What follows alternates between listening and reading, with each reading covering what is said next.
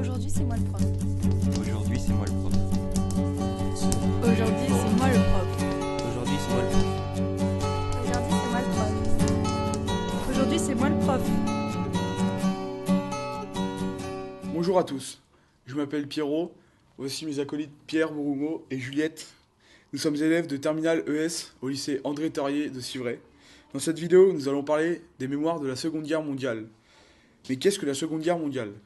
C'est un conflit qui s'étend de 1939 à 1945. C'est une guerre internationale qui oppose les forces de l'Axe, Allemagne, Italie et Japon, aux Alliés. États-Unis, Grande-Bretagne, France de la Résistance. Elle met face à face les régimes autoritaires et les démocraties libérales. C'est une guerre très brutale, une guerre d'anéantissement par les armes destructrices que les belligérants utilisent.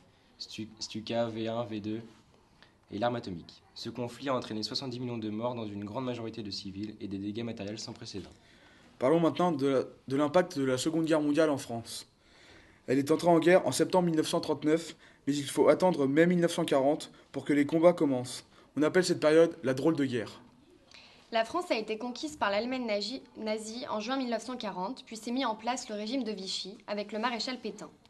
Celui-ci met en place une politique de collaboration avec Hitler, chef du Troisième Reich. Il doit donner des matières premières, des produits agricoles à l'Allemagne, et les hommes doivent également aller travailler pour le compte de l'Allemagne dans le cadre du STO, service de travail obligatoire.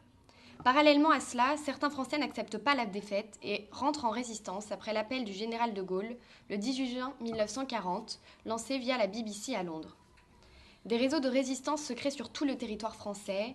Des jeunes hommes et jeunes femmes font des opérations de sabotage, éditent des journaux clandestins, cachent des armes, et grâce au débarquement des Alliés en 1944, en Normandie et en Provence, les territoires sont rapidement libérés du nazisme.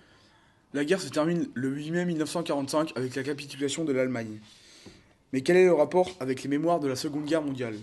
Juste après la fin de la guerre, dès 1945, l'État français porte en héros les résistants.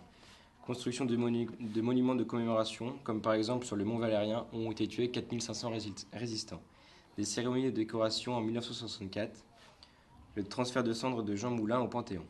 Au cinéma, les résistants sont présentés comme des héros, même des héros malgré eux, comme dans La Grande Vadrouille. Mais tous n'ont pas la même perception de l'histoire vécue, comme dans un jeu, tous n'ont pas la même façon de se remémorer les faits.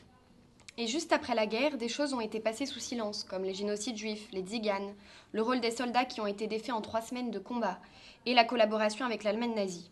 Le but était de montrer une France victorieuse, unie dans ces temps sombres de la guerre, dans ces années noires. C'est seulement à partir des années 1960 que les paroles se libèrent et que les mémoires se réveillent. Beaucoup des témoignages de juifs comme Simone Veil, Georges Semprin ou encore Primo Levi écrivent leurs mémoires. L'ouverture de procès d'anciens nazis comme ceux de Eichmann ou de Klaus Barbie, la traque d'anciens nazis permettent une histoire plus objective. Aujourd'hui, ces témoins disparaissent. Il est important de continuer d'expliquer aux nouvelles générations ce qu'il s'est passé. Les historiens ont un rôle déterminant dans la construction d'une histoire objective qui prend en compte tous les acteurs dans ces événements majeurs de l'histoire de France. En espérant que cette vidéo vous serve pour vos révisions futures. Au revoir.